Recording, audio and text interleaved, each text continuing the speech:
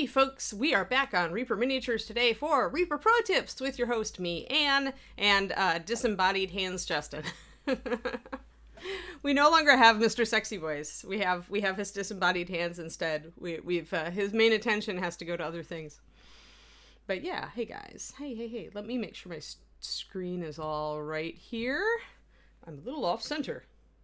I like to have everything set up just so. There we go. That's good. Hello everybody. Hello. It's a better day than yesterday. I was so low energy yesterday. Realized this morning that it might have been that I slipped back into keto with the new diet, and that yesterday was my keto flu day. I don't know. Either that or the only other time I get tired like that is if I'm like caught a bug or something, but there was just nothing. So I don't know. Yay. Hello, Big Apple. Yes, we are a little bit off center. I'm usually off center. Absolutely. Yeah, I had my tea this morning, Crowley. It helped. Yeah. Hey, Nightheart. How's it going? Have you recovered from the con, Nightheart? Or from the virtual con, the virtual expo? I'm going to get my stuff ready here. I think we're working on... Let me take a look. It's been a while. I've slept since I looked at this guy. All right. We got the leather blocked in. I see. That's right. I remember. And then I was talking about accent colors and where I wanted to go with that. And I did miss the metallics back there. And we were working on shading the metallics over here and putting on a little bit of highlight. With our copper, I think we did that. Or with, yeah, either that or, yeah, it's so hard to judge color sometimes. Yeah, I think we added our copper to our scorched metal and got that highlight on that. All right, so we haven't finished all that metal highlights, and we need to definitely get all the black highlighted up, because right now it's just one big void, all that black on there. Starting to feel normal again, that's good. I think I'm going to take this, the scorched metal, and put it around the inside rim of this shield to suggest like just kind of a metal edge that's sealing everything in. And that'll let me also hit these guys with a metallic color, and then we can highlight them up with whatever we'd like. So I think that's where we're going today. We might also grab some purple and get it blocked in as well. There are a couple of areas that we need to do silver, but we're not quite there yet. So let's work on our scorched metal and maybe our leather today. I don't know, right now he definitely is like disappearing. Parts of him are disappearing on the camera because black. Hello, Stratocumulus. When I see weird names that haven't talked before, I never know if you're new or if you're like, like renamed to somebody, because Twitch lets you rename yourself, You can reinvent yourself endlessly on Twitch. There's my scorched metal. Yay, scorched metal. Boop. We are scorched metal. I believe we were using our coppery orange as a highlight just to make it a little bit different, and we were using pearl white, which all of you should run out and buy if you haven't, because it highlights all of our metallics, or almost all of our metallics. But yeah, scorched metal is where I'm going, because I don't want more of the bright copper right on that edge, because I don't want to distract, but having a little bit of sheen or something there, and I don't want to make it a color. So I think that's the way I'm going to do it. It looks like his shield is like metal rivets anyway. It could be anything, actually. There's a dent on it there. I mean, when it comes to shields, you guys can paint it any way you want. I mean, in the olden days, they were wooden and had like leather or cloth or something over the top of that to, paint on. Or maybe they just painted on the wood. But often they'd have leather wrapped around it and then pegged on. So, who knows these days, right? There were some full metal shields also, but they were really heavy. Although this guy's pretty burly, so maybe he can handle it. Hey, Daffodweir, thank you for the resub. 17 months is insane. Insane! We're glad you like us so much. We like you too. Alright, let's see here. Just getting everything set. But yeah, so that's why I'm thinking scorched metal for this little metal rim around the shield. I do want something up there to draw the eye, because he's holding it up. Like he's blocking or like he's brandishing it at somebody, like come get some, I will smash you in the face with my shield, however you want to characterize this dude, really.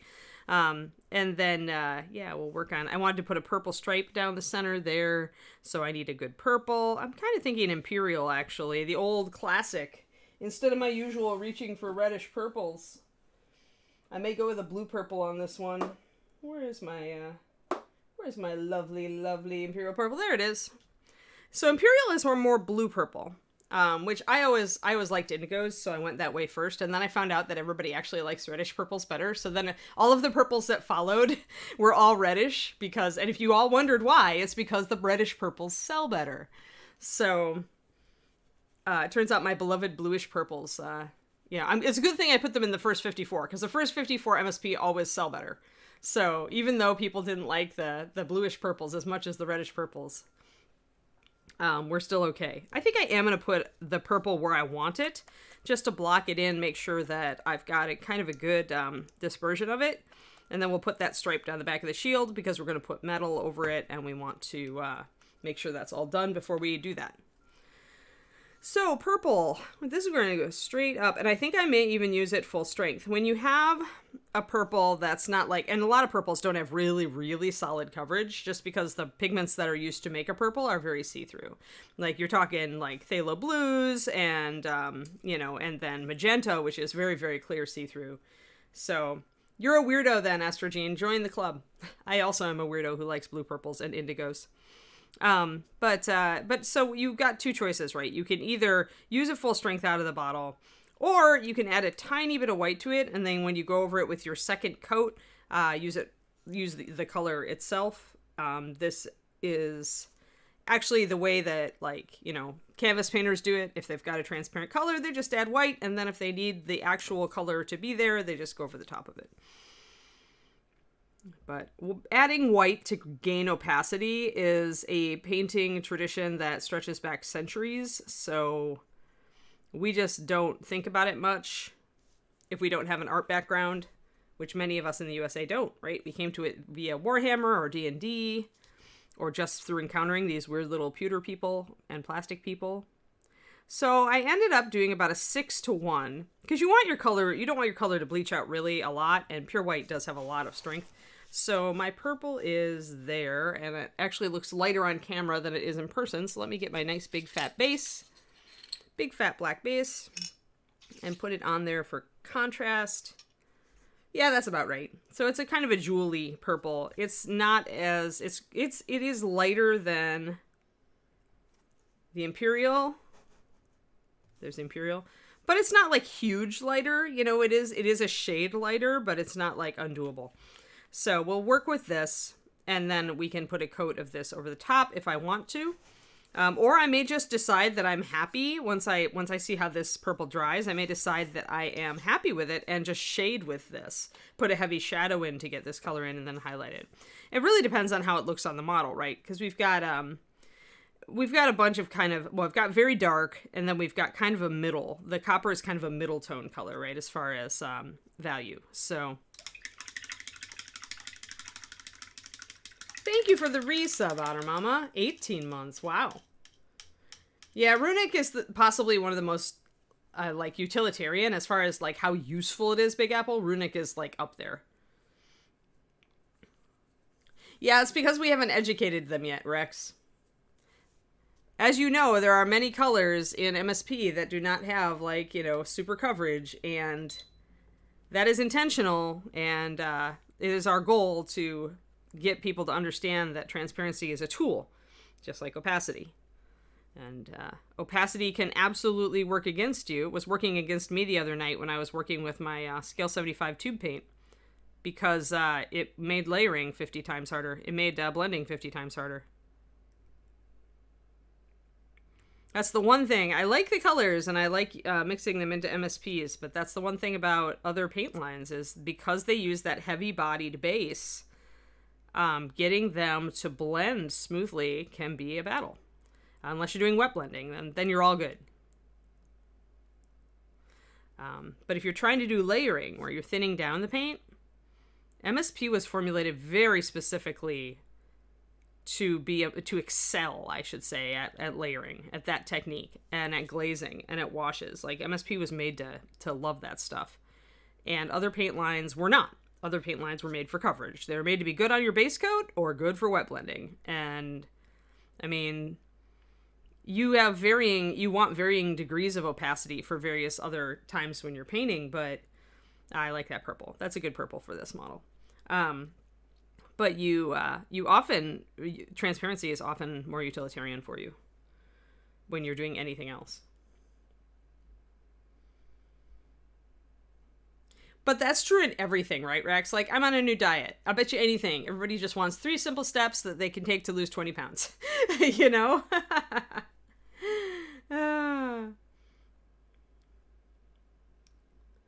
Stratos, I actually usually keep a little sticky note. Where did I put this guy's sticky note? This is a good question. Oh, I actually tossed it out because I knew what I was using for the metallics, so it was what I had noted on there. But usually what I do is I will keep a little, like, here. Okay, let's talk about this. Talk about this girl. So I'll keep a little sticky note, and I like the sticky note because especially for these Reaper models, because I keep the top of the Reaper package, and then I can just stick the sticky note onto the back of it, and then I always have the sticky note attached to what it is. So if this is actually for Halfling Girl, which I painted her top pink, guys. She's progressing. She's getting skin tones and stuff. So for her, like, I keep a note that I was doing, like, you know, black up to like night sky and ultramarine for the cloak, and then the Kraken ink and icy violet. Once I see those colors, I can instantly see what I've done here on the pants. So I keep a sticky note. I think I used to try to keep journals or to take a photo with my phone, but what I ran into then is I'm infinitely distractible, and so I would open up my phone to try to find that picture, and then I would get distracted and end up not having as much time for painting. And with the book, it took too much time, essentially, for me to find my notes on a given model. Because I've got all these models sitting around, and a lot of them are partially painted.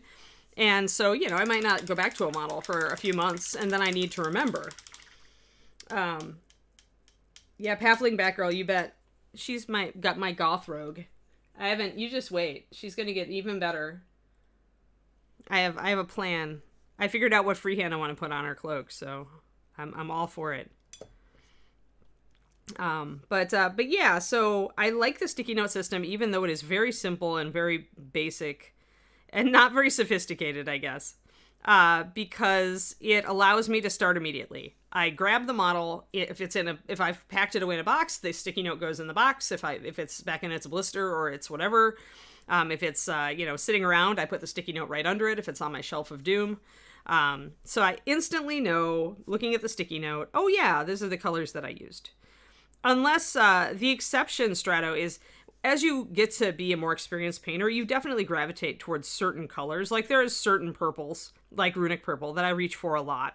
And so if it's like one of my standards, like if I can just look at the leather and go, oh yeah, that's my standard dark brown leather, then I don't need to note it. But if I'm messing around and using colors in ways I don't normally use them, or just choosing to go a slightly different direction, say with leather or with NMM gold, like I don't usually make a note on what I've done for my NMM gold unless I'm doing something completely different, because I almost always use the same colors. So I know I can know just looking at it what I've used. Yeah, so I like the sticky note system, but I am addicted to sticky notes. You should be aware of this. I live on sticky notes. David laughs at me, my guy. He just rolls his eyes. All right, well, this purple actually looks great. Actually looking at it now, I think I will just shade with my Imperial, because adding the white kind of makes the color come up and hit the eye a little bit better, where the Imperial purple actually dries quite dark. So I think that if I had done just straight Imperial on here, it would just kind of disappear against the black. But adding the white to it actually helps it stand out better. So we're going to go with this. And I'm happy that I decided to go that way. Because, I mean, he's very dark already. He is a dark dwarf. But you don't want every part of him to be dark. You want some contrast in there somewhere. And I mean, I am going to paint him. He's going to be a WoW style dark dwarf, so he's totally going to get the miniature fire giant treatment here. We'll go dark skin and fiery red beard. But yeah.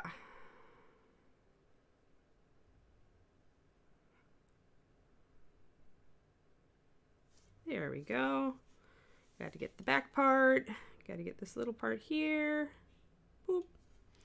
So we're filling in all the parts of our dwarf. And then we get to look at the back and make sure that we've got, when you put in an accent color, which is what this purple counts as, you want to make sure it's at least 3 areas on the model. Here, I got it a little bit up here on the sleeve. I may or may not. Well, I'm also thinking about putting it on the beard. So let's put a stripe of that there. But you want to make sure that the accent color appears in small areas all around the model. You don't need this many areas. I'm actually going pretty hardcore with this accent color. And putting it a lot of areas. Whereas normally maybe I only have it 3 or 4. But, oh, hey, I'm having a paint adhesion problem. But that's easy. That just means I put a little more paint on and I do a bit more of a dabbing stroke instead of a stroke, a stroke like that. Meaning I want the paint to pool up on the surface. And usually if I get an adhesion problem, because I do thin my paints for bone space coats, and sometimes the bones fight back and say they want to repel my paint. When I get there, I just find that putting it on a little thicker, and it's a thinned paint, so it's not going to glob up detail or anything. Plus the detail's so deep sculpted on this guy anyway. Even if it tried to glob up detail, it wouldn't. But yeah. Boop. There. Alright, cool. Yo, Rascal, I'm okay. Why do I use only round brushes? Because I'm like almost always painting details, but more to the point, I don't always use round brushes. If I'm working on a large model, I use a flat to base coat. Otherwise, though, my painting style is layering, feathering, which you want a long thin round for. And whenever you are hitting tiny details, I find it much easier with a round. Every painter has different preferences with brushes. So like my friend Jennifer Haley always loved filberts, and I could just never see the point. But Jen paints by doing a lot of side brush strokes, a lot of pushing the paint to the side, and a long thin brush is not the correct shape for that. So she used like the miniature series, and she uses filberts. I don't know what she still does these days, but that was the truth back in the day. She also used rounds, but she would experiment more with different shapes of brush because her painting style would be good with them. Whereas my painting style, I'm almost always doing fine details, and if I'm blending, I'm doing a vertical stroke where I need the lines to be very thin and very long, and so a round brush is ideal for that. So there's no point. I mean, I've pretty much zeroed in my perfect brush, and it is a long, narrow round, as opposed to a full-bodied round, which is completely, that encourages a slightly different painting style. And that's what my boyfriend tends to use. I do not know. I have not. I sent her a note the other day, Shonald, but I do not know. Yeah, Strato, the brush you use is really important, like, as far as what success you have with various techniques, I think. Some brushes are inherently a little bit better for certain techniques, I believe. And your brush type goes hand in hand with the paint consistency that you're using, so how much you thin your paint is going to determine how much mileage you get out of a brush like I use, which is really thin. I talk about this a lot because I realized it when I was taking Sergio Calvo Rubio's class, and I realized nobody is talking about this stuff. So I'm probably the only person who's noticed it so far, so I'm going to keep talking about it until everybody speaks about it like it's gospel. I've done this before, and it's worked. But essentially, and it's plain fluid mechanics, right? It's just the way that fluid acts. But it's like, in order to get mileage from a very long, thin brush like this, you need to thin your paint, because it essentially is holding so little fluid that the paint will dry in the brush too fast if you're using thicker paint. It's just simple physics. Whereas if you add water to your paint, and if your brush maybe is a little bit damp when you load it, you have enough moisture in here to get really long, thin lines. Look at that. And my paint's still going. If I hadn't thinned my paint, I wouldn't be able to do this. Like, if I had started with a thick paint, look, I can do another one. Like, there is no way, if my paint was, like, not thinned, that I could have done that. The paint would already be dry. It would already have trailed off halfway through that first stroke. So that's the plus of a long, thin brush, is the ability to do these super fine lines and keep going, but you need to use thin paint. If you like to block in everything on a model faster, you're probably going to gravitate toward a wet palette, use thicker paint, and you're going to like thicker brushes. And by thicker, I mean like full-bodied round. The difference between a normal round and a full-bodied round is like the poofiness of it. So let me see if I can find, I don't think David's got some, but, well, let's see. My Escoda is a poofy brush. Hold on. It's a really beat up poofy brush. So it's not the greatest example. But kind of see how the one on the right is like more thick. It doesn't taper as fast. It's more thick bodied. That's a full bodied brush. That's the difference between a full bodied round and a normal round. And this one is actually worn down a bit. I've brutalized this particular Raphael quite a bit. Here, I've got a new one, or newer. I've used it a little bit, but I haven't broken it in quite as much. So, yeah, but it's still, you can still see the difference, right? Like, you can still see that this is a very long tapering brush, even though it is thicker at the midpoint than it is here, just because this one's been brutalized for over a year now. Well, if it works for you, Rex, although the spotters I find are almost useless. Because they're so short, they don't hold any fluid. So it's going to get up in the ferrule, like, super fast. Like, for me, it's a no-brainer. Like, if you want to use the spotter, if you can make it work, use it. And, yeah, but the paint dries way too fast to be practical. Shaunald's got it. Even thinned paint. And if you thin the paint with a spotter, it's going to suck right up. Yeah, I would use, like, oils probably with the spotter. I mean, that's what they're made for, right? I mean, these are watercolor and oil brushes. And I don't know that I'd use the spotter for watercolor unless I was using white gouache to do highlights, because the gouache is thicker and it's not going to just whoop up into the ferrule. But yeah, spotters, I mean, are just, I don't know. Remember also, guys, that we paint weirdly. When you look at us next to any other fine art tradition, we paint very oddly. We use acrylics like nobody should use acrylics. We paint actually like we're using gouache that's permanent, which is not a thing. So art brushes aren't made for us. We've had to figure out which art brushes work best for what we specifically do. And the answer is the smaller Kolinsky sables are the best brush for miniature painting. Kolinsky being the highest grade of red sable. So, you know, that's we've had to figure that out. They don't make brushes for us. Yeah, that's exactly it, Shaunald. That's exactly it. But yeah, I find the smallest brush I ever use... Here, let's go over brushes real quick. Haven't done it for a while. Got some new people on the stream. Let's talk brushes. Let's talk brush sizes. So this is the range of sizes. And I'll use the fresh Raphael just so you understand like how the difference here. This is the range of sizes I use. The Raphael here is a pointed round, I believe, the 8408. So it is actually not the same as their full-bellied, which is a 8404, I think. So this has a much longer tapering point, which is perfect for what I do. And then this is a Da Vinci Maestro number 1, which is much smaller. Every brush brand has different sizing parameters. It's very annoying. And then this little one is a 000 Da Vinci. This is as little as I get. But notice how long it still is. So I can still load up maybe half the brush and not have the paint like wick up into the ferrule. And I do, when I use this brush, I have to like dip it in water. I do the squeeze the water out thing, which means that there's still a lot of water in here, but there's not too much. Like you can tell because it has to come to a natural point. If you can see that razor sharp point, you're good. Then I load it up with paint about half of the way up. Then I unload. Gotta unload so that we can have fine control. And then we're ready. And the fact that there's water back in the body of the brush means that I can do really fine, thin strokes with it. Now, it is a smaller brush. The paint is going to dry faster. And so you still have to, when I use this brush, I do have to reload a lot more, right? So, but I've got these tiny little lines. Boop. Tiny little lines. You know, that I can just keep going for a while. There, it's starting to dry. So if I was using, but I want to show you guys something because this is actually a good point to make.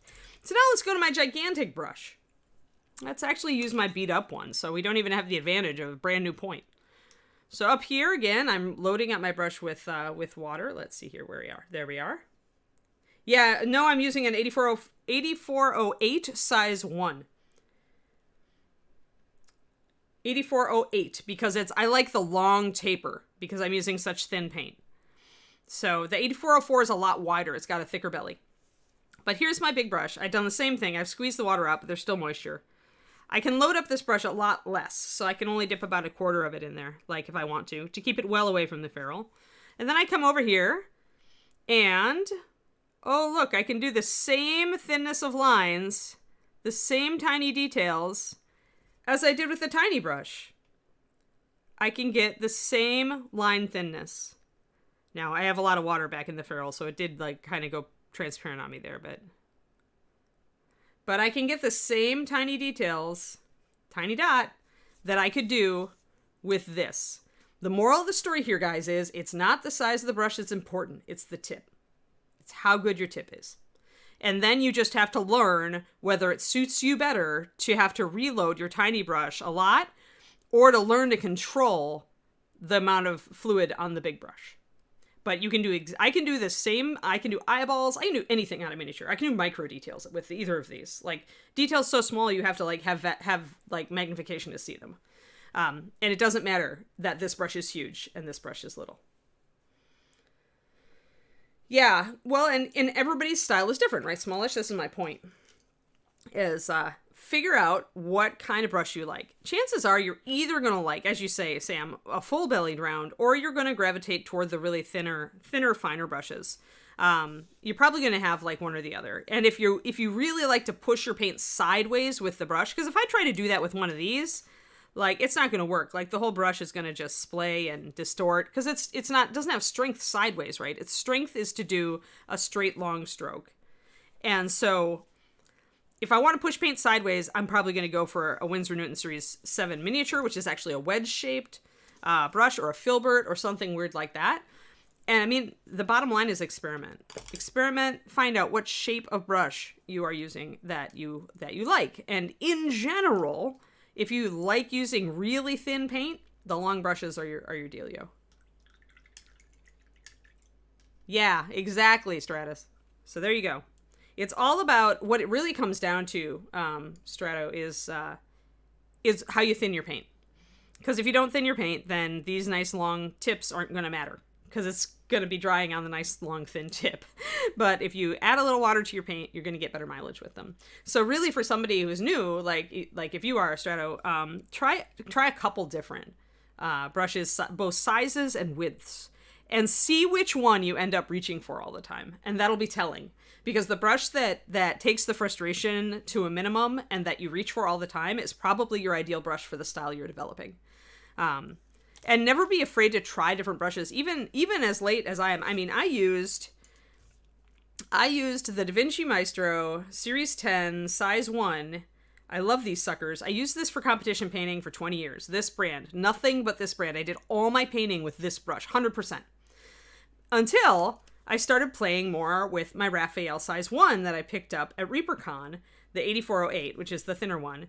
And I started reaching for it just all the time. So then I knew that I'd found another brush that really, really worked for me in doing everything I wanted to do. So it's the brush you reach for all the time. Yeah, no problem. And it also matters kind of what palette you use, Strato, along with that. Because if you're using a wet palette, your paint is probably a little bit thicker out the gate. Whereas if you're using a well palette, you really need to add water so that the paint doesn't dry in the wells super fast. So paint in well palettes tend to be thinner, and it's the strength of the well palette that you can thin the paint down a lot. Because if you did that on a wet palette, it would just leach everywhere, right? It would go right through the paper, into the sponge, or it would spread out all over the place because there's tons of liquid all over the surface of your wet palette, and the minute you thin paint, it wants to spider out, right? So if you like really thin paint, you may also get more mileage from the well palette that I tend to use. So you can see then the correlation between the palette I use, the thinness of my paint, and the brush I prefer. Those things are all linked. And you can certainly push the thresholds on all of that. I'm sure there are people who love to use a wet palette who thin their paint by every time they do a brush full, they just thin it, and they love long thin brushes. I'm sure that's a thing, but in general, there's a correlation there. And it's people who can actually vary that particular that particular triangle that are real pros, because if you can use a wet palette and mix every brush full of paint to be the right thinness for layering just because you instinctively get it, you're a pro. Oh yeah. It's why I don't use Series 7s anymore. Although David is kind of like getting me, like he's trying to convince me. He's not trying to convince me, but his 0 is about the same as my DaVinci. So I may give them another chance. I mean, my Winsor & Newtons I just found were, there was a bad year a while ago and they just really fell apart on me and I never really forgave them and I went to DaVinci and never went back. I think that artists get biases like that. So there's nothing against Winsor & Newton and I probably should give them another try, but yeah, so I haven't given them another try in a very long time. So when you're trying to do a stripe, don't worry about it being precise. Just go. Now we've got this rough stripe. And now we can widen it out and trim it up. I want the center of this shield to be purple. I want black on either side. Want it to be centered. Pro tip, using a long, fast stroke is going to get you better results and straighter results than trying to go like really short. So if you've got a long, clear area, I can't really go long and fast up here because of all the ornamentation on the shield. Lots of lumpy. Lumpy means no long, fast strokes. But once I get down onto this wide area, I can do longer, thinner strokes, and it's going to give me a straighter edge than trying to do it slowly. It's very hard to draw a relatively straight edge anyway, and it's really hard to do it if you're doing it slowly. So once you get to a point, you can just like go boom, boom, boom. Just go long. And that's more or less good, actually. Looking at I'm kind of look at how much black you have on either side and make sure it's kind of similar. I think I need to widen this one just a little bit. And there I might start going a little slower.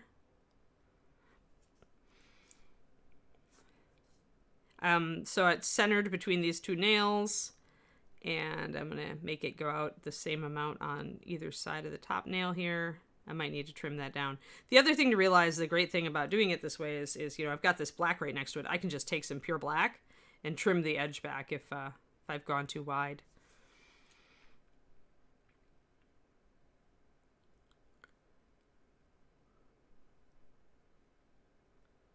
There we go.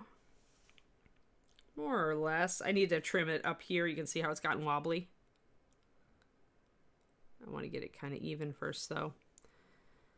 It's hard to do it over sculpted detail like this, to make a line be a solid line. And you really don't have to be perfect. You just need to be close.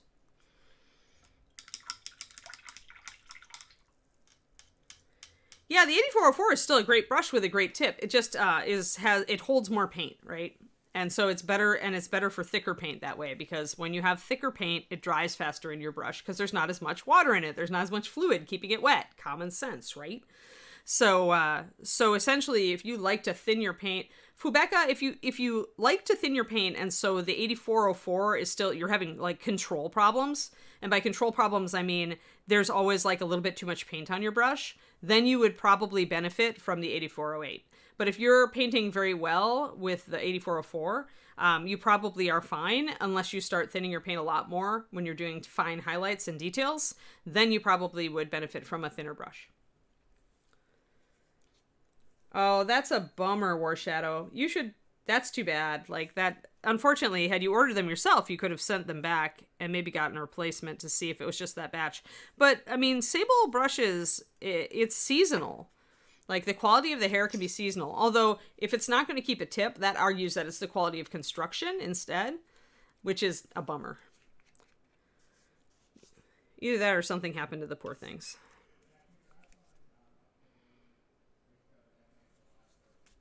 In shipping or whatever. But, yeah, I don't know. I mean, David uses the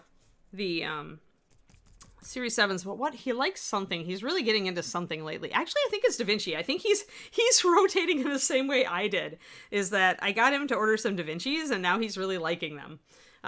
So I don't know. I think he ordered DaVincis this time around, and maybe Raphael's, but I think he ordered DaVinci. He just put in a new brush order. So I've twisted him. He probably would be like, "Hey, I wanted to try them myself anyway." It's a rainy day out here. What about you guys? How's the weather? Is anybody like unfreezing? Like we're almost to official spring. We're getting there. We're edging closer to the 20th.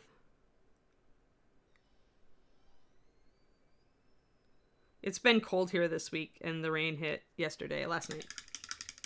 Rainy in SoCal, rainy in NorCal too. We had a raid?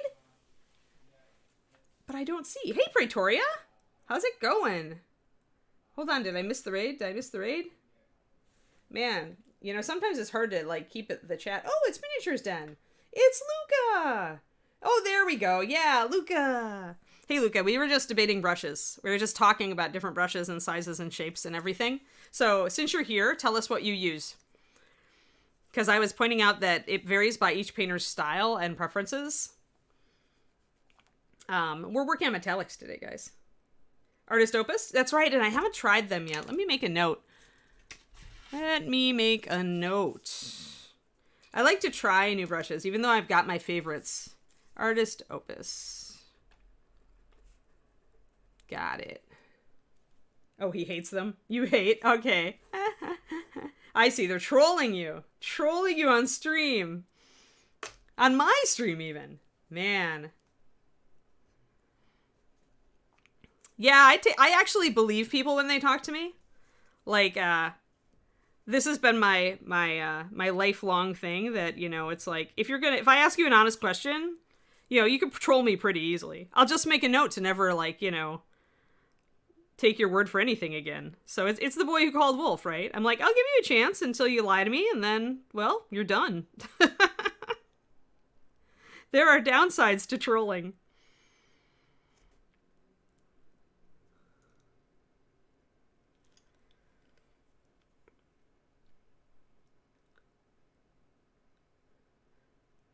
Yeah, Rex, but I don't speak Twitch.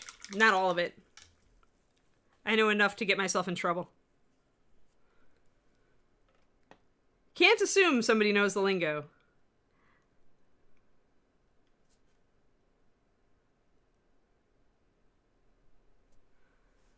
Even if I'm on Twitch. Although I do, like, I'm in the Overwatch community, so, you know. But even then, it's all, like, learning by immersion. And nobody stops to tell you what various emotes mean. You just have to figure it out. Hey, Robin, thank you!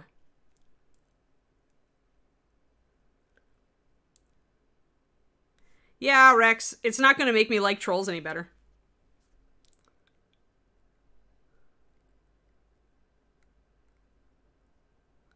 I mean, you could troll me if you want to. Like I said, it just has a downside. It means I won't listen to you anymore.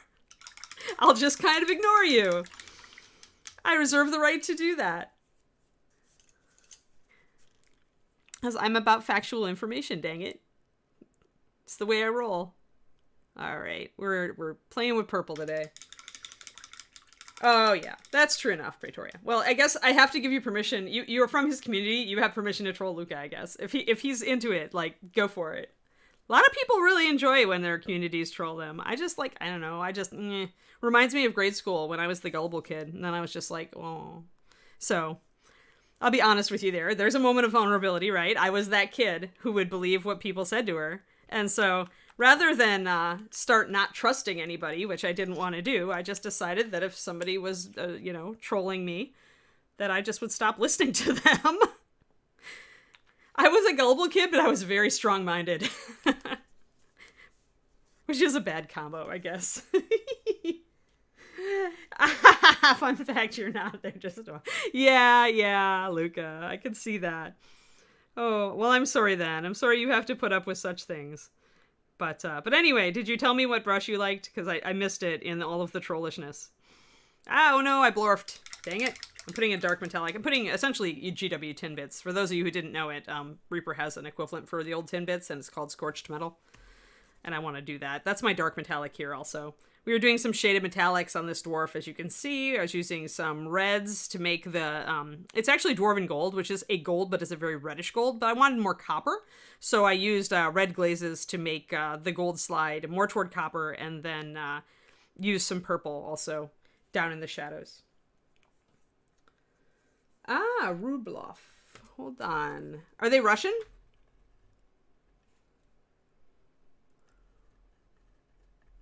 $1,100. Cheap and good. All right. Super. Yeah. I have a Kirill. Oh, I do have one. It's a Kirill brush. You use Kirill brushes? We all thought those things were miraculous when he was here teaching. We're like, how can you get in Russia ridiculously cheap brushes that are better than the $20 brushes we have here in America. David found those online. Yeah, the Rubloff there. I just have a tiny one. It's one actually that David got from Kirill when he was teaching. But you can find this stuff online. I usually just Google and then try to find it on the most reliable web source I can if I'm looking for a new brush line.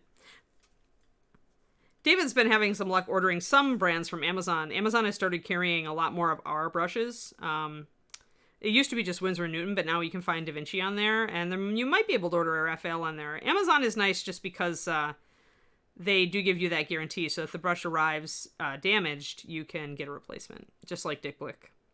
Which I think is key with brushes, considering the world wants bad packaging, so often.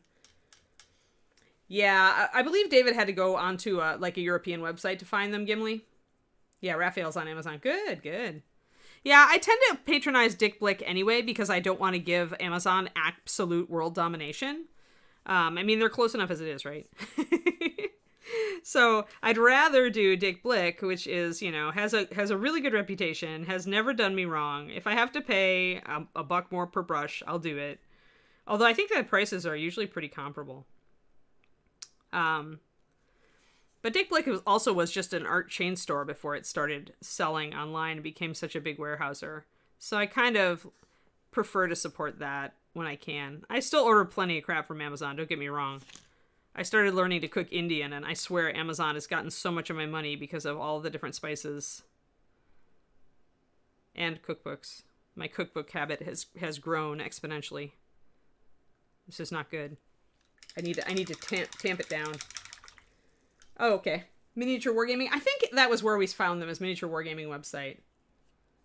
Well, Gimli. I don't know if they'd even... If we ordered... Yeah, I don't know. I get stuff from... I guess I haven't ordered anything from Russia. Yeah. Or split with somebody else, right, Rex? So if you go in on somebody else's order on Dick Blick, you can split the shipping. Yeah. Yeah, it is feeling a lot like the Wild West these days, isn't it, Nomadar? Yeah, there are some... there's one in Chicago I always went to when I was down in Chicago. Actually, any conditioner like that, although 2-in-1 wouldn't, because it also has shampoo in it, War Shadow.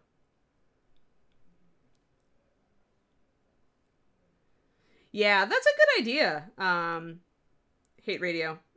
The whole, find them on Amazon, but then check and see if you can get them somewhere else that supports somebody else. That's a really good idea. I did that with some of my spices when I was ordering them, my Indian spices. My Kashmiri chili powder and all the rest of it. I'm totally into curry lately. It's just killing me. David's probably going to be so sick of curry after 6 months of this. Yeah, absolutely. Yeah, Varl, Amazon, you're right. The problem with Amazon is that it is very useful. And it is although the world is getting better as more and more smaller retailers import unusual stuff, right, to the States to resell, there's still stuff it's really hard to find anywhere else. So it's a difficult choice. Alrighty, we're trimming up that, and then I want to get the back of this. We're hitting all the places with metallics that I totally forgot to get earlier. Because I totally forgot about the back of the shield, of course. So we're going to start darker with this, but we'll bring it up. I'll get my Dwarven Gold out and we'll pop it up. The nice thing about Reaper's darker metallics, including this Scorched Metal, are that they cover really well. So Adamantium Black, Gunmetal Blue, and Scorched Metal all cover. They have great coverage for metallics. They're super solid. And it's because of the base that we build them in. Has a lot of high density pigment. And the flakes work better when they're paired with the dark pigments. So we're able to kind of get the 2-in-1 benefit there by building the paint that way. So we've got our tin bits / Scorched Metal. I gotta stop calling it tin bits, even though every time I look at it, I'm like, tin bits.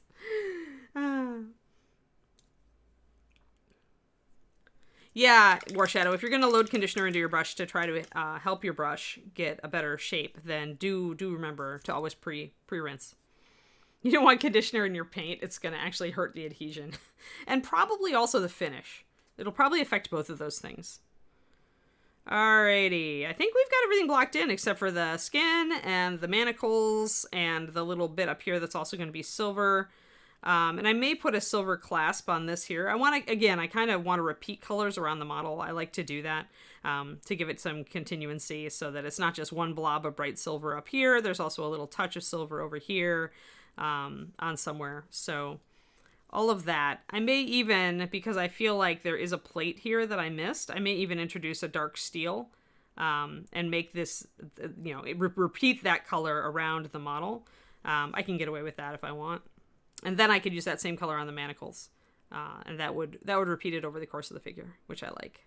So yeah, but there's this one plate that I thought was just the top of the boot, but he's just full of plates. But it actually probably isn't. It actually is probably metal here on the front of the leg. So yeah, we're going to have to go back to the drawing board for that one, I'm afraid. It isn't just leather. Alrighty, now what are we going to do? We're going to highlight our metallics and shade our metallics. Plates for days. Oh, really? Timbits, which are Tim Hortons donut holes. Wow. Yeah, David uses the Masters brush cleaner after every session for his brushes. I am so bad with brushes, guys. My brushes just want to, they're unionizing against me, I'm pretty sure. Because I'm awful to them. All right, where did I put my Kraken ink? Kraken ink, where are you? Did I put you away? I might have. Oh, yeah, I did. So this is an awesome color. Is it out yet, guys? Have they brought out these colors yet? Those of you who are on the Reaper website more than I am these days, which is terrible because I work for them. But Kraken ink is a beautiful, not yet. They need to get this color in production. It's like a black purple. It's really, really, really intense, really saturated, beautiful color. It's what we're shading our scorched metal with. That shadow in there is the. If you want a saturated dark, this is your saturated purple dark. Sadie made it. For once, it's my protege that made an amazing paint instead of me. Because I was gone. I'm out here now. Out in the West. Alright, so let's get that. And I'm going to use that to shade. Because I like to throw some colors into my shadows. And also, the other reason I'm using the Kraken ink, which I mentioned previously when we whipped it out, is that the color base for the scorched metal, like the pigments that I load in to shade this brown metallic, actually do make a purplish undertone to it. It's something that the old Timbits had, and you could see it when you thinned it. So, essentially, I created a kind of a dark coppery paint with a purple undertone. So that's why I'm shading it with purple, because I know that. So this one is pretty balanced, I think, Valandar. Let me see. I haven't really broken it down. It could be a bluish one though. It's pretty neutral. I'd say more blue than red. It's not a real reddish purple. If you want that, go to Regal purple 9238. It's the shadow of the Royal Purple and Monarch Purple triad, and I love Monarch. Monarch is actually probably close, but it's not quite as dark. I would guess probably more blue in this one just because it doesn't look like it has much black in it, but it's very dark. And I can usually tell when something's got black in it. Regal was discontinued? Ah! But is Monarch still alive, D. Clearman? Because that's, my fave. Everybody's got to go get that. It actually was more, I think Monarch is probably, you could probably make Regal just by adding a tiny bit of black to Monarch. You could get close. Yeah, as long as Monarch exists. Monarch is one of my favorite all-time purples, and it is really a really dark reddish purple. Hey, let's put it right next to the Kraken and compare the two, because we're all about getting off topic today, because Anne has brain cells. It's the bounce back from not having brain cells yesterday. Here, let me show you. So comparing these two, I think Regal does have a tiny bit of black in it because you can see that it's just darker. But here, let me throw some of that color. You can see, yeah, probably a bluish purple, right? Especially when you put it next to a very red purple like this Monarch. So Monarch is gorgeous. It has no black in it. It's a very pure color, but it can still be used to shadow because you can see how dark it goes. So, hey, Zambies, sup? So yeah, so now you can see really if you want a saturated dark purple, once Kraken ink comes out, your blue tone purple is going to be Kraken ink, and then your red tone purple remains Monarch, which is 9237 or 39, sorry. As you can see, I've used it a lot because it's beat up. We don't need a stinking topic. It's all about information, whatever information we're using. And it's nice to talk about this stuff. I mean, that's why people come here for me, is the color theory and paint knowledge. So, dude. I've done it, Valandar. Circe. Unfortunately, Circe is buried in the closet right now. But I did use it for my Circe bust. I don't know if I have pictures. Boop. If I can find it, I'll look quick. I'll look quick. And if I cannot find my Circe pictures, I think they were at the beginning of... It's been a while, I'll tell you that. I see my Yosemite pictures, but that does not help us. The problem with phones is that then you end up with 2,000 photos and you're like pretty much just destroyed, right? If you try to like find something useful, it ain't happening. I have my Dali Museum pictures. That's not working though. Almost. I'm almost there. I swear. Man, I have way too many miniatures pictures on my phone, okay? Just way too many. Like, how do I even exist with this many photos stuffed on my phone of miniatures?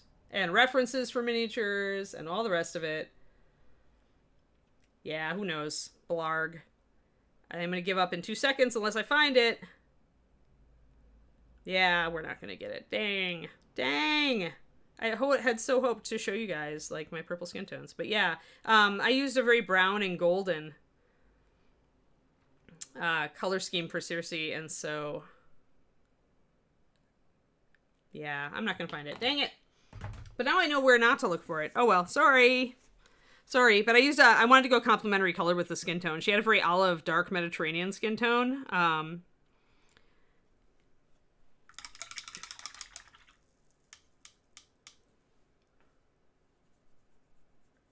Yeah, shade with blue or purple, Valandar.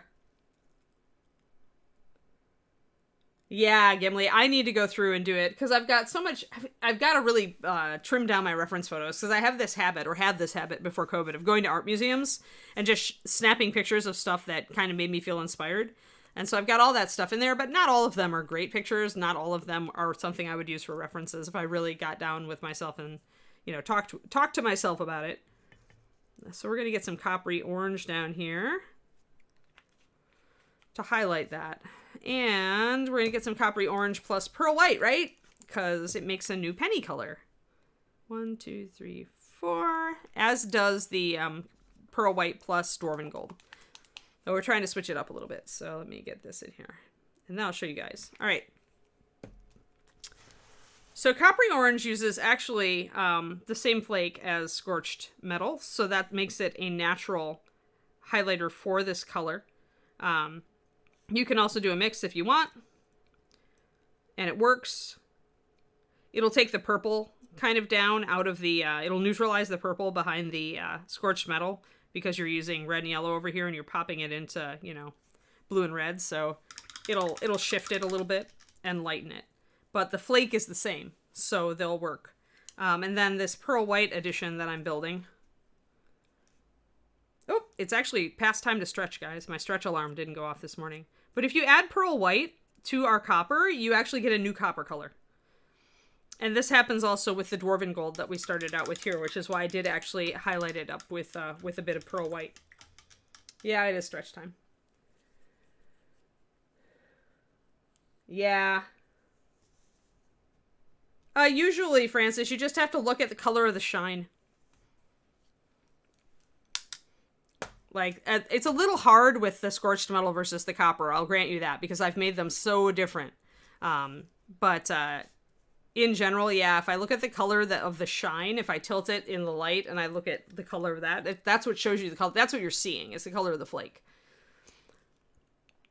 So, and if you ever see, like, at the bottom of the bottle, if you see it kind of pooling, like I can see kind of a gold shimmer there, like, that's the flake. So the flake tends to sink in metallics often. So sometimes you can get a hint doing it that way. All right, stretch time. Anybody who has been in their chair forever, should stand up and stretch. Stand up and stretch with us. My back needs a break. Ooh, it's still raining outside. Wow, I get a real rainy day? This is so rare in California. So stretch, arms over my head. Oh my gosh. What a day. Get my shoulders unlocked. Yeah. But hey, we're covering some cool stuff today, so this is good. This is good.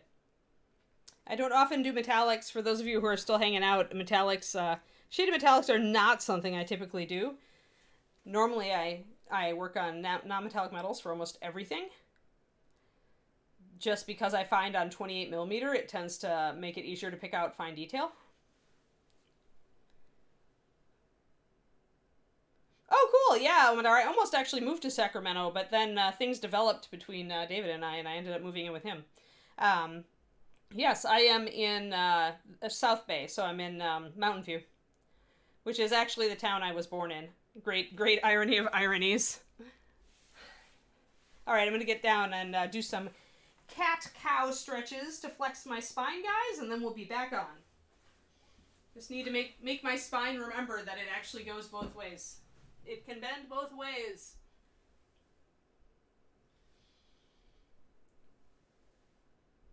And these stretches really help. Especially the cat-cows, and they're so easy, they're not strenuous at all. So if your back hurts when you do a lot of painting, I highly recommend them. Just do a set of like 5 or 6 before you paint, and then take a break after like 45 minutes. And do one more stretch, then we'll be back.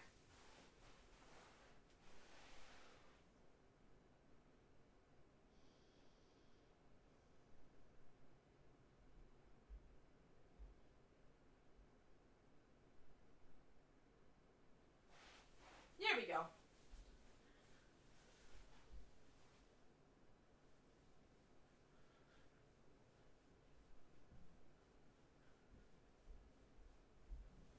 Alrighty.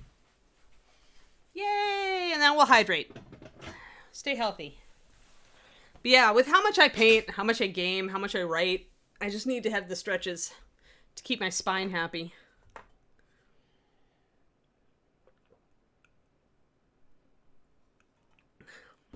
There we go. Alrighty, we're back. We're ready to resume.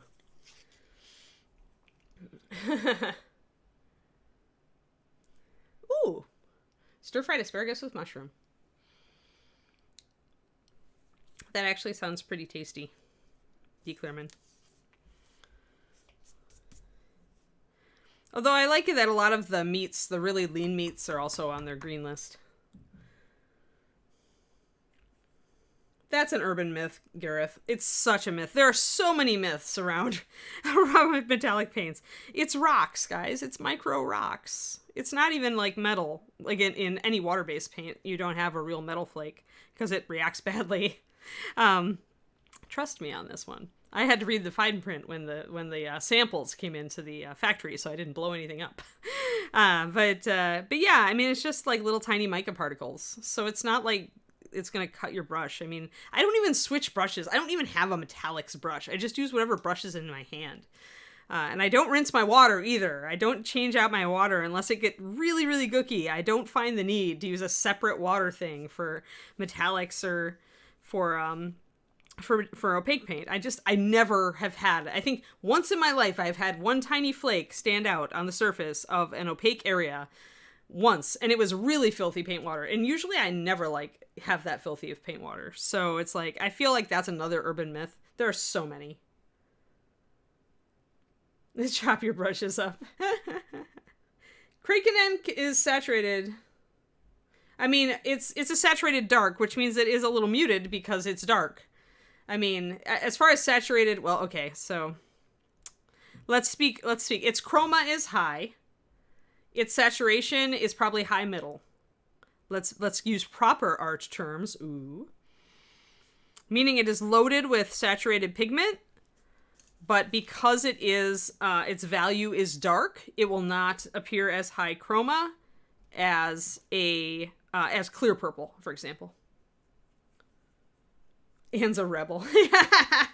I just don't believe in paint myth, screen users. But remember, understand, guys, that I had to test this stuff, right? Because I was teaching about it and I was creating a paint line. So I wanted to understand everything about how paint worked on like the tiny level as much as I could.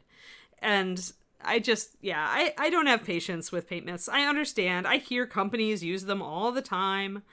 To promote this or not promote that, or try to get people to buy this or not buy that. And I just kind of have to shrug and not get into fights with people. All right, let's get some highlights on this breastplate. Let's see. I'm going to throw some more water in this. If you thin your metallic paints a little bit, I usually don't thin them more than, say, 4 or 5 to 1, or you lose a bit of it. It'll fall out of solution.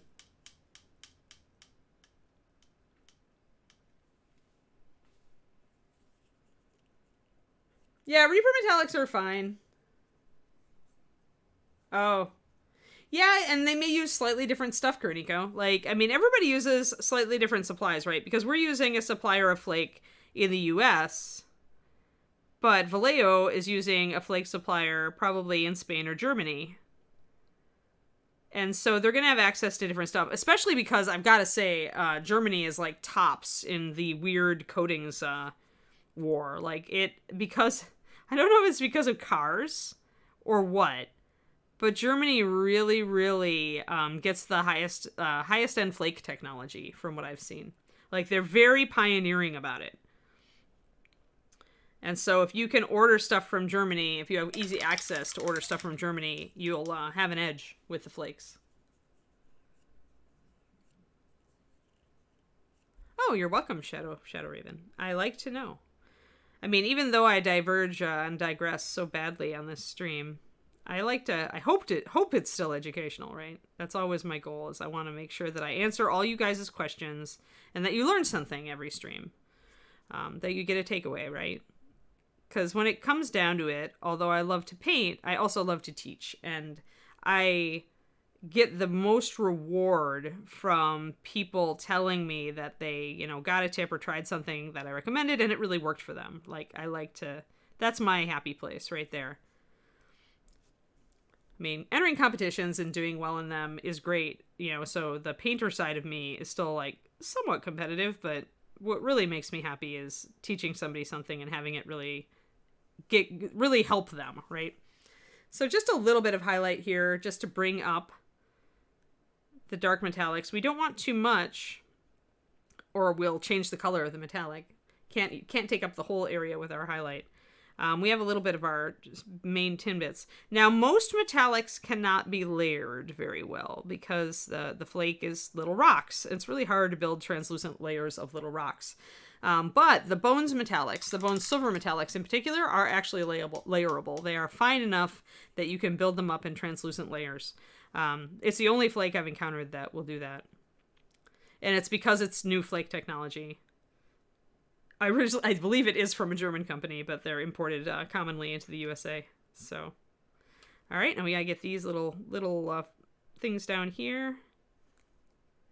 Got just a little bit of highlight on the outer edge. We don't want to make it too light because we don't want it to conflict with our lighter plates.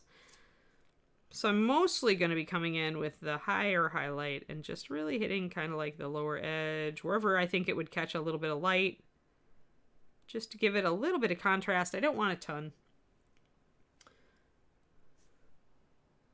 Oh, cool. Well, welcome, Gareth.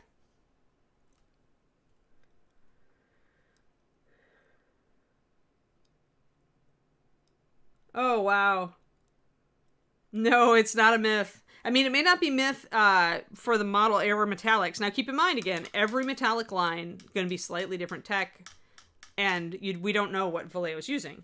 So if they're using a flake that's high coverage, if there is such a thing, chances are it doesn't care what it's against, right, guys? But when we're using a mica flake, which is what most companies end up using, then that's a semi-translucent flake, and that's why you've got to have that dark base coat to make the metallics cover better, look like, get better coverage.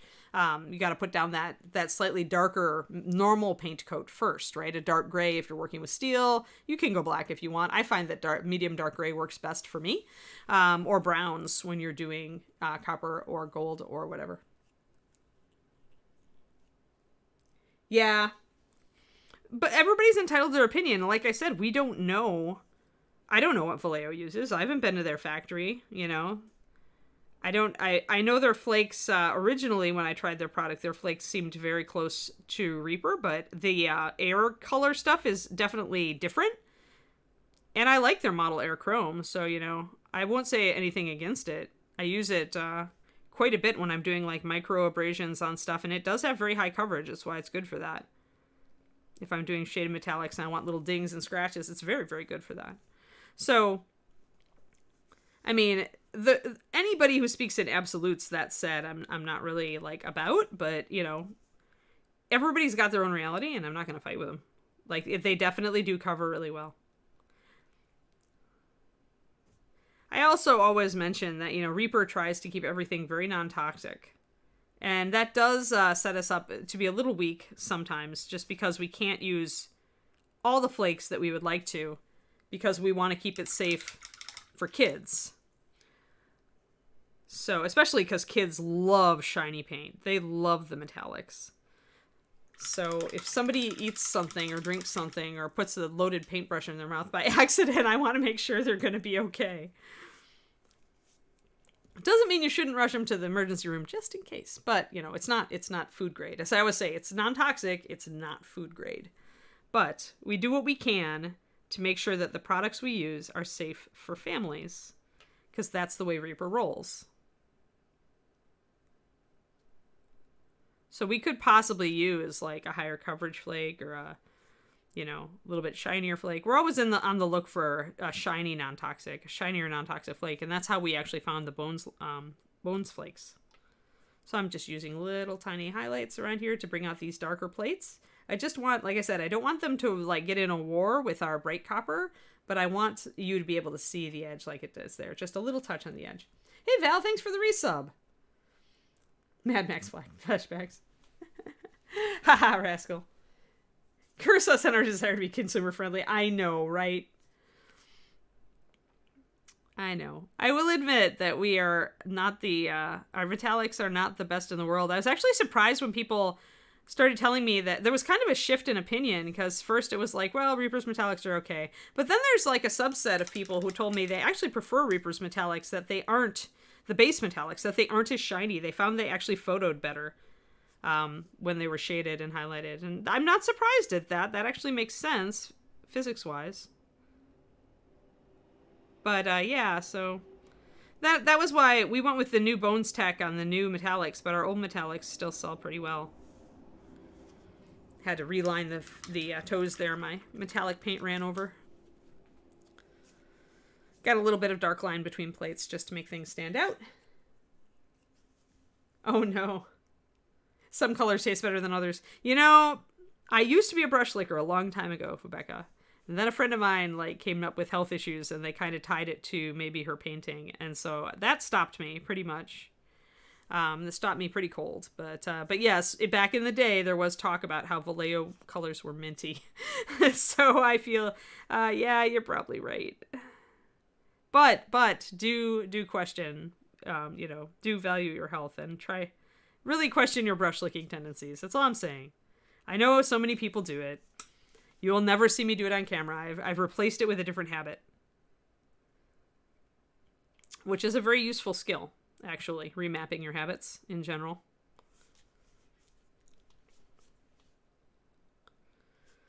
But yeah, now I do pull my brush through my hand. So I get it wet and then I pull it through and squeeze it. And it makes it have just as good a tip, and I don't have to put it in my mouth.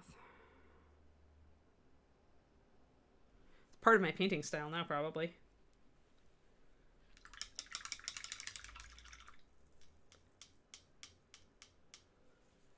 Rascal, I had everything. I made everything. All of it. For 15 years, I was the sole designer and mixer of Reaper Master Series paint. Every batch, every formula, every name, every concept, every line. It is all my legacy to the hobby. And I'm pretty proud of that, actually. Yeah, that's why I can talk like this. I know exactly what we used because I did it. It was me. Until I chose love and moved to California. Yeah, exactly. Yeah, Hate Radio. I think you're right. Like, with me, I just got in the habit of, and I don't even know how I started doing this, but because I used to just wipe it on my pants, but then I just, like, got in the habit of doing this, like, squeeze thing and rolling it, and then it's just, like, it's peachy. So, and I just do that now. It's just a habit, and it's just exactly the amount of water left in my brush that I want, and works great. So, I don't quite remember how I managed to land on that, but works for me.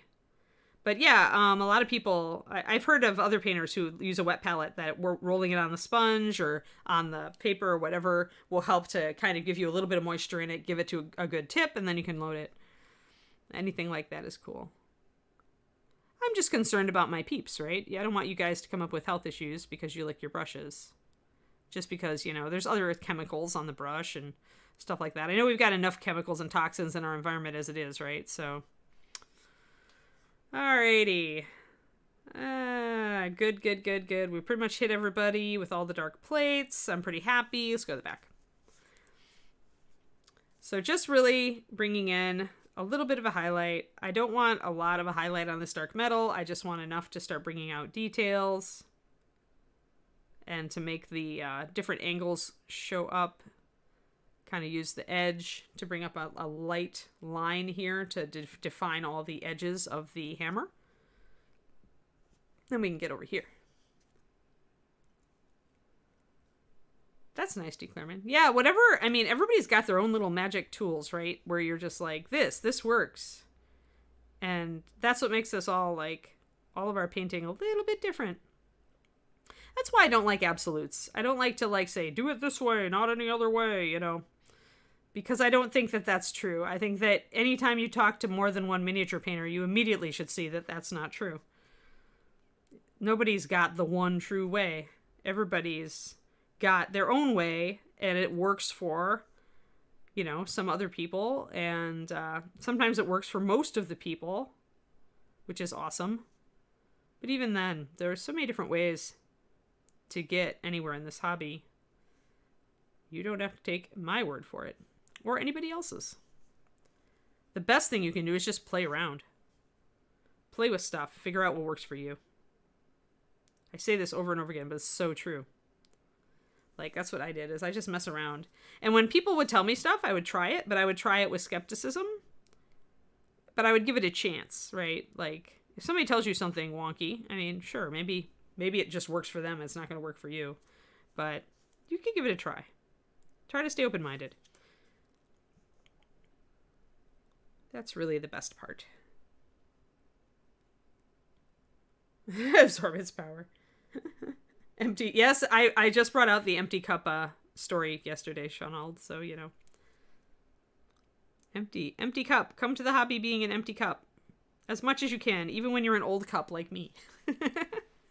I still try, like, when I take classes with people like Sergio and Kirill and all that, I really was looking for something that would revamp the way I thought about the hobby, and both of those classes benefited me in weird ways. Like, and I think it's just the stuff you get out of something when you're at a certain level of experience is different from what somebody else is going to take away, or just that everybody takes away something a little different. But, like, Kirill totally revamped, like, the way I dealt with different surfaces with all his texture work. I fell in love with it, and now I'm all about it. And it has forever changed the way that I look at a model and the way I paint. Sergio changed how I understood, like, this whole paint consistency thing with the shape of the brush and the type of palette you use. I got that from Sergio. He wasn't teaching it, but it was something that I realized because I was forced to step outside my comfort zone, use a wet palette and a thicker brush. And then I started doing, like, tests and comparing them and going, no, this is really a thing. So Sergio changed the way that I thought about my brush handling and my paint consistency control, which was a far more elemental change, actually, if you think about it. Like, made me aware of stuff that I hadn't thought about before, which I love. That's why I keep taking classes with other, like, top-level painters, is because it's so valuable. And it'll give you different things. Like, you can never assume it's going to help you with any particular thing. You may come out of the class with something completely different, and you may not even notice that you've absorbed that until months afterwards. That's what a good class will do.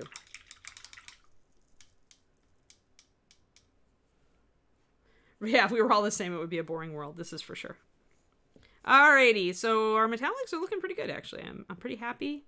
Everybody's good here. Just need to get these little nails up to snuff now. All right. So I'm going to put some shading on. I'm going to use that Kraken ink, the purple. I am also going to just use my black, just quick to clean up my purple stripe down the middle of my shield. We can actually, we've got like a little less than 15 minutes. I think we can actually finish this, the metals on this. Just trimming up the edges here. It's the most likely area you're going to get wobbles when you try to do a stripe. Now it's nice and clean. And it's much easier to just come in and narrow your edge than to try to keep painting the purple and trying to get it to work. So just a little bit of a trim. There. Good. Excellent. All right. If I want to, also, this is a good time to kind of outline my details. I can use black for that if it's on the black. Here I'm going to try to use the Kraken ink around the purple to see if I can outline this metallic nicely. I want to give it a nice little shadow since it's raised up off of the surface. Not worrying too much about light direction here because I will a little bit because the light is coming from here, so it's at an angle. So as you can just see actually with the way the light is falling now, that's about kind of how it's going to be. So if you face your light source, so there's my light source. You can see where the highlight's falling on the shield and where it should be darker. So now, again, metallic paints are not real metals. They are not nearly as reflective. So there's probably like some secondary reflections in there that we're not getting just because metallic paints are not. They are flawed. They are a flawed medium. Unless you're using the alcohol-based metallics, which are actual metal flake and can be buffed and stuff. Those will give you a real read on what your metallics should be like.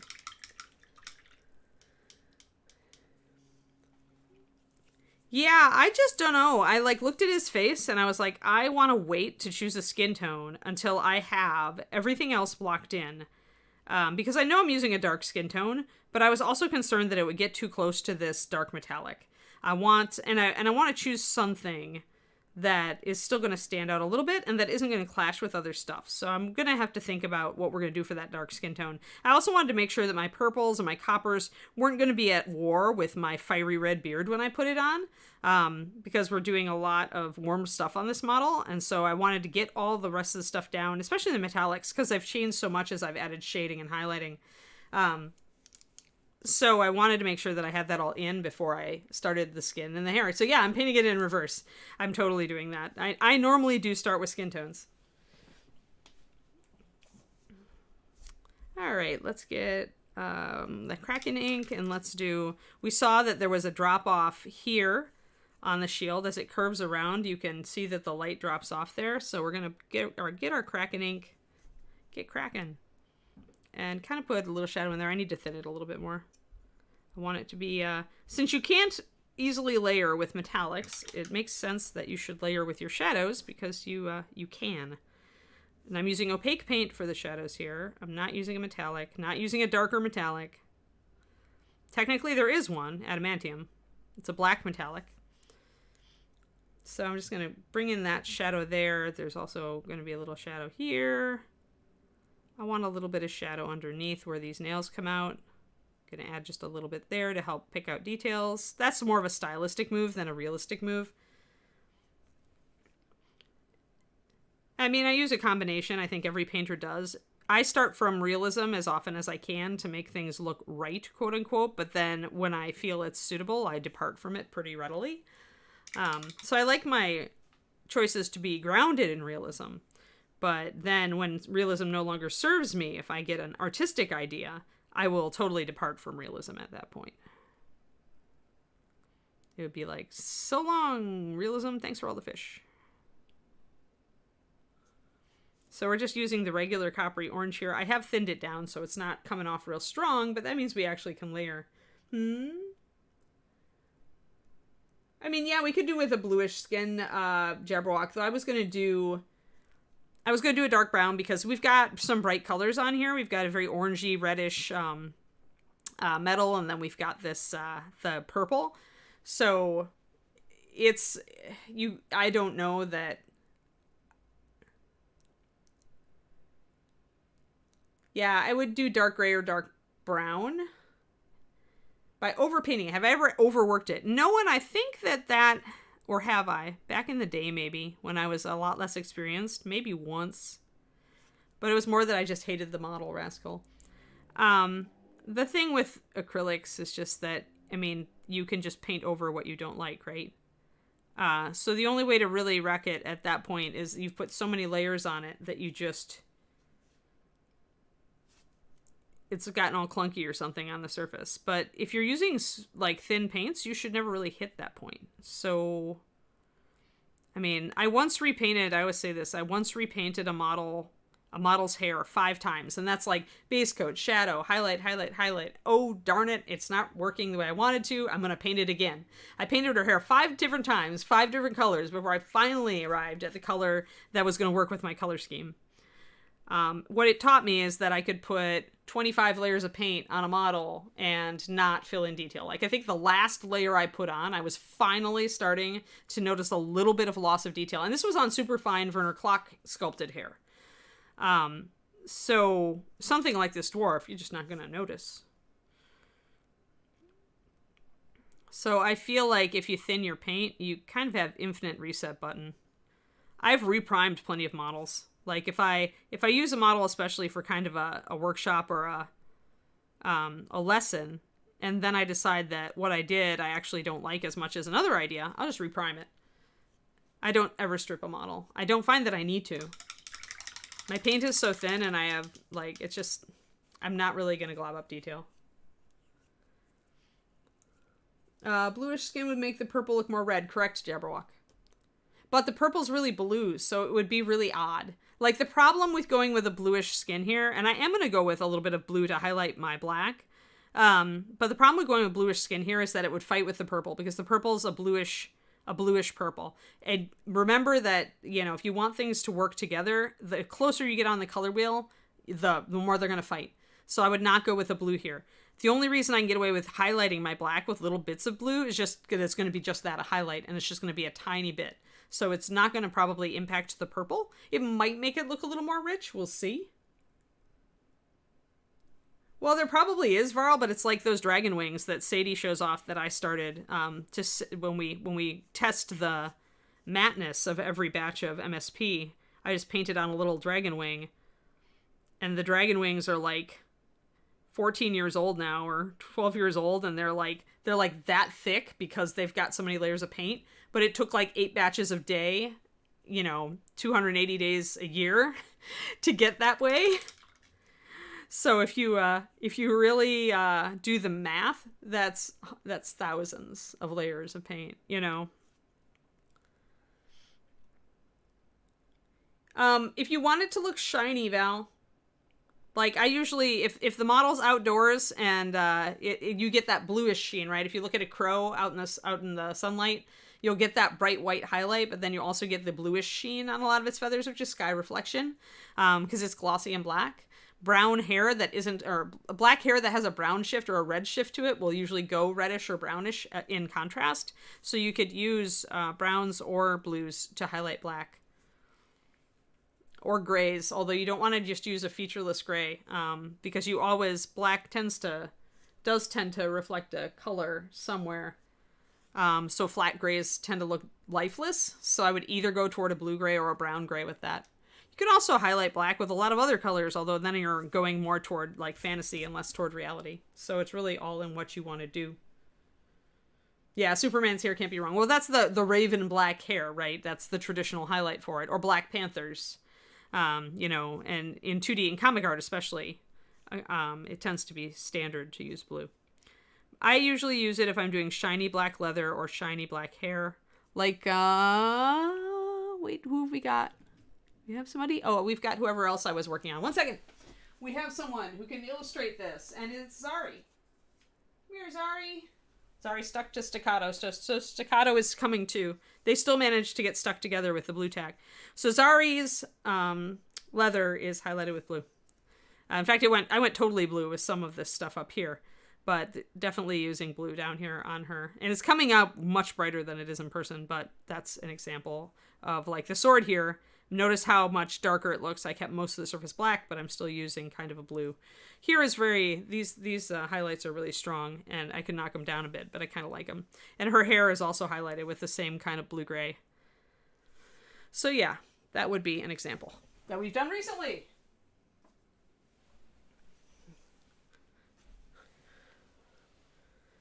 Black leather could be gray, blue, or brown. Ask yourself what kind of leather it is, Val.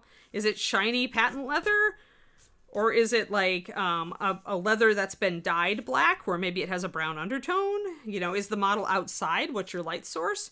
If the model's inside, then chances are you want to use kind of a brown-gray. Because you might have, if you've got artificial lighting. But, I mean, I've seen people use stone gray, because it's a brownish gray. I've seen people use, you know, a blue-gray with just a little blue in it. Just try something and see if it works. You can make any of it work. So then what maybe one of your questions should be is, will that color work well with the rest of the model? Gonna just try to bring up my highlight toward the middle here, where I see the light is coming down. Probably going to need to get a higher highlight on this area as well, because it's like really, really facing upward. See how I've got a really, that's not blended in at all. So I'm going to grab some of my other metallic and try to blend the edge in a little. You can wet blend metallics, so you can sometimes get a nice blend if you are willing to move fast and wet blend.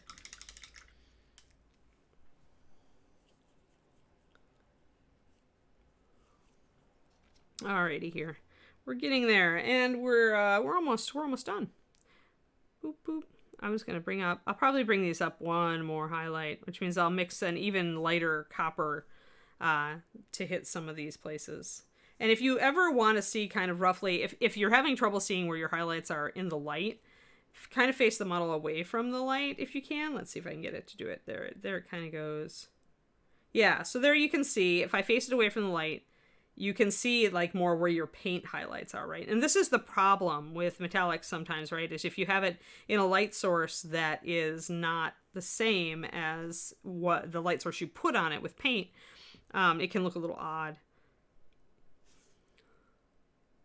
So that's why I use opaque paints for the shadows most times, because it helps to control that, especially if you're taking photographs.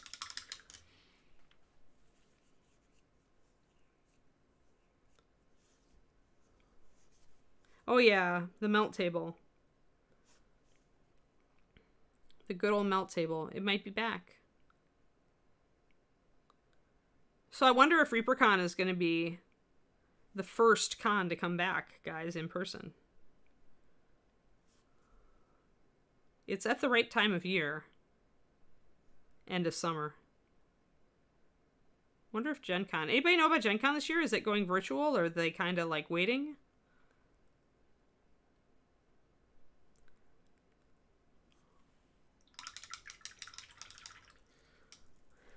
Alrighty, so that's pretty good. Does that look good? Let's see. Yeah, that does look pretty good. Alright. Got that brown metallic there and there. The hammer and the shields are looking about the same. Maybe. Yeah, Gen Con would be the other one that I would bet might go. Might say let's try it, but then if they had to cancel it at the last minute, it would cost them a lot of money. I don't know. Guess we'll see. We'll see. It's been too long without cons, though, guys. Just putting a little bit more highlight. Boop, boop, boop. Boop, boop, boop. Little boops. Little bits. Yeah, there you can kind of see it away from the light. Kind of see where I've highlighted. Oh yeah, Origins has. I used to love Origins, Gimli.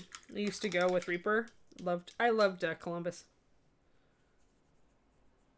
In person in Indianapolis, but holding any signups. Yeah, that makes sense then, Bacon. Yeah. Targeting a slightly later date, yeah. That makes sense. Yeah, I mean, cons have lost a lot of money. I wonder if our local con is even going to come back from it. So we'll see. It's been hard on them. And hard on us, darn it. Oh, really? Ah, that is late in the year. But, I mean, it's probably... like, late summer, early fall is probably the time if a con is going to be a con. Just because if they're concerned about a resurge in winter, I don't know if they are. It'll all depend. Life is weird. All right, guys. I think we're pretty good. So what we did today is we talked about brushes, brush size, brush, like paint consistency and kind of how it applies to your brushes. What you can do with for fine details with even a very large brush. And then we talked about more shading metallics, and we finished our dark metallics on our Dwarf, and we blocked in our shield. So next time we just have to deal with like, probably gonna do the black and the purple, get that all highlighted up, and then we actually will probably block in the face and the hair. I'll be ready to do that and to see how it looks. And we may repaint it a couple times just till we get something we like, right? Move this year's Origins from our June to... yeah, that's kind of smart of Origins. Yeah, Zen, I hear you. I'm not exactly first myself, so... pretty healthy and not ancient individual. So we'll see. We'll see. They say that the USA may have like a lot of vaccine by April, so we'll see what we can do. But fingers crossed, because it would be nice to have conventions again, especially now that since I lost my dog, like I'm really sad still about Kiri, but it does free us up to like actually go to conventions without having to worry about boarding a dog. So it's like, this is the year it would be until I get a new puppy. This is the year to travel and to do stuff if things open up. But yeah, define ancient. Well, I'm not counting myself as ancient, Robin, so, and I've seen a few decades, let's just say that. Multiple decades. Yeah. Sorry, Botry. She would come in and squeak her ball at the start of every stream. So actually the dog that I showed that was attached to my other character is painted like Kiri. She was just a hair shy of 13 years old when she passed. So I had her for a good long time. And she did a lot with me. So, and she has kids out in the world, so I can actually get one of her great granddaughters or grandsons if I wanted to, which is really cool. So that's all cool. I still miss her so much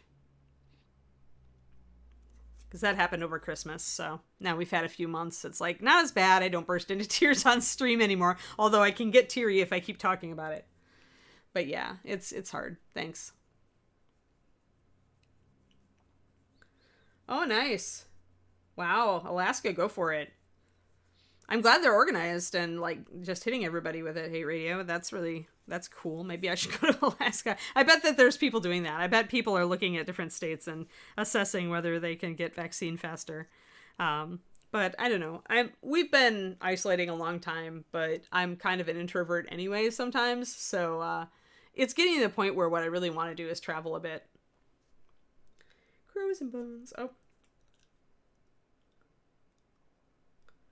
Oh, mini schnauzer. Yeah, it's rough, right? Like the only good thing about it, Crows and Bones, is that out here they allow like home euthanasia services, so that when it came time to say goodbye, we could actually do it in our home, because it would have been terrible to have to take her to the vet and not be there. So now I'm getting all weepy.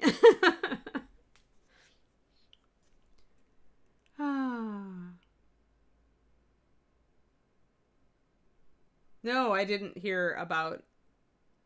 Oh, you mean like Biden's dog? That Major? He was getting old. All right, I think we're good. I think we're good. We don't want to get off on a weird tangent. Yeah, thanks for the hugs, everybody. Hey, Kiri emoji. Where's my Kiri emoji? The ghost of Kiri is with us. Give me a Kiri emoji, if anybody's got one. Because Kiri had her own emoji. Like, everybody on stream knew her. So she had her own own emoji that we made for my Patreon. There we go. Thanks, Masara. Chibi Kiri. I still love it.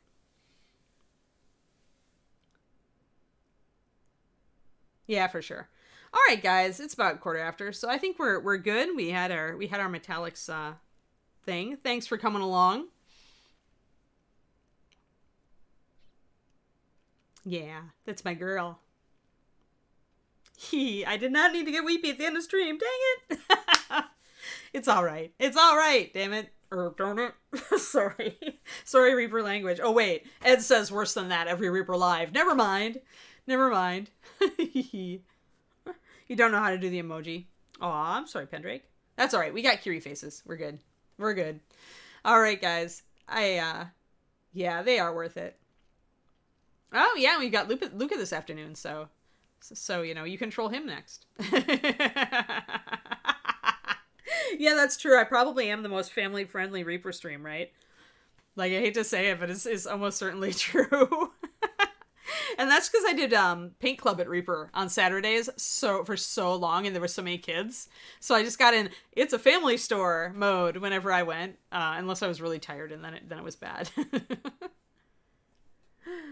Oh, cool. Excellent, Pendrick.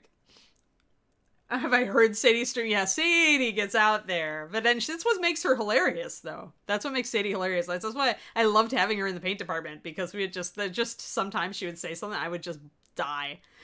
It was just great. All right, do we have a raid, Reaper? Reaper, summoning Justin. Summoning disembodied hands, Justin. Oh, yeah. Oh, Sadie had it before. She didn't get it for me. It wasn't me! Have a great day, everybody, and I will see you tomorrow. Have an awesome afternoon.